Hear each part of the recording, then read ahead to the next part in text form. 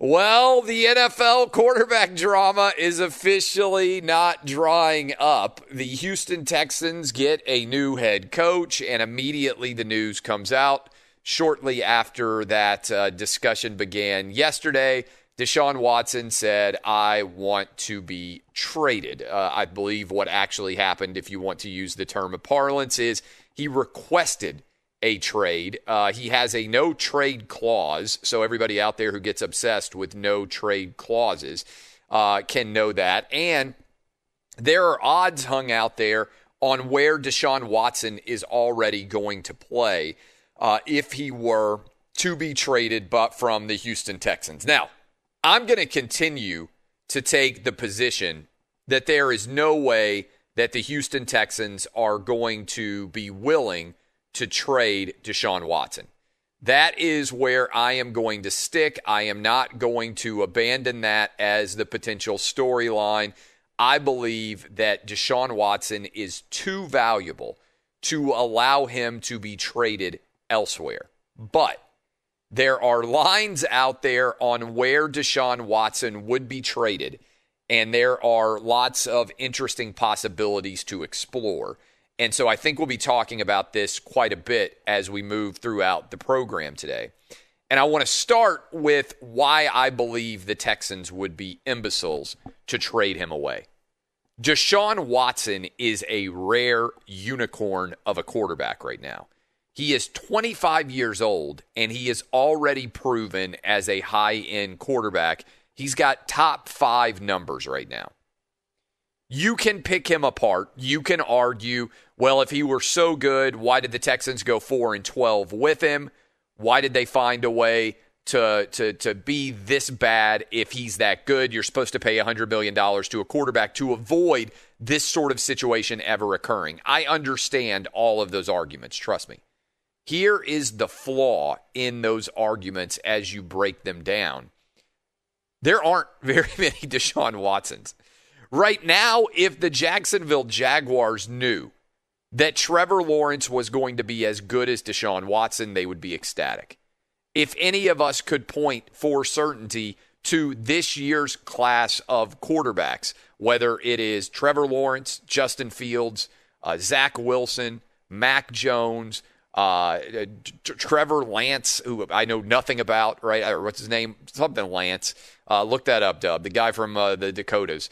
There are tons of guys out there. Kyle Trask. I mean, there might be 6 guys that go in the first round. I keep forgetting that guy's name. Trey Lance. I don't know if I'm ever going to get it. That sounds, by the way, like a fake name that a bully would have in a movie. Trey Lance would definitely be the guy who's picking on Spider-Man in the new Spider-Man movie if they were having to name him, right? So Trey Lance, that's the guy from the Dakotas. We don't know which of these guys is going to be good. And even if you draft a quarterback up top, just look at 3 years ago. We had 5 quarterbacks go in the first round 3 years ago. Who were the 2 most criticized draft picks in that first round? By far. Everybody remember? Lamar Jackson, Josh Allen. Who are the 2 most proven quarterbacks so far from that class 3 years ago? Lamar Jackson, Josh Allen. Almost nobody said a single word negative in the grand scheme of things about Josh Rosen. Everybody loves Sam Darnold. Lots of love for Baker Mayfield out there as well. The 2 best so far through 3 years have been the most criticized. What about the next year after that? In Nashville, my hometown. Who was the most criticized quarterback drafted in the first round in the Nashville NFL draft? Daniel Jones. Got absolutely destroyed, Daniel Jones did.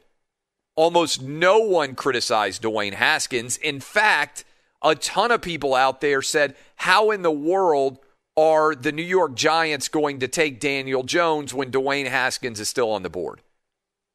Which of those 3 quarterbacks that went early, I believe there were 3, Dub, you can go back and check 2 years ago, has been the most reliable? Kyler Murray. He went number 1 overall. Okay.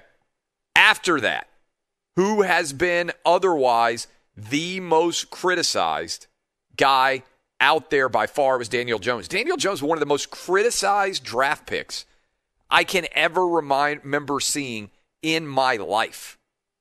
And so Daniel Jones, we don't know whether he's going to be any good or not, but there was almost nothing negative said about Dwayne Haskins. Everybody praised the Washington football team when Dwayne Haskins got drafted. He's already off the team, kicked off the team effectively before he could complete 2 seasons there. And the Washington football team desperately needed a quarterback, and Ron Rivera said, "You're not my guy." The point on this is we're starting to get rapid-fire results from the quarterback position. Within year 2, a lot of times you have a good sense on whether somebody's the right guy, even in year 1. If we went back and looked at the rookies last year, Joe Burrow pre-injury looked pretty good. Justin Herbert was a revelation. Tua, people are pretty nervous about Tua. I think it's fair to say. I hope he pans out. I hope he's fantastic, but that offense with Tua in charge was a lot worse than the offense with Ryan Fitzpatrick in charge. My point on all of this is there's lots of money being invested, and even for top draft picks, there are still a lot of swings and misses.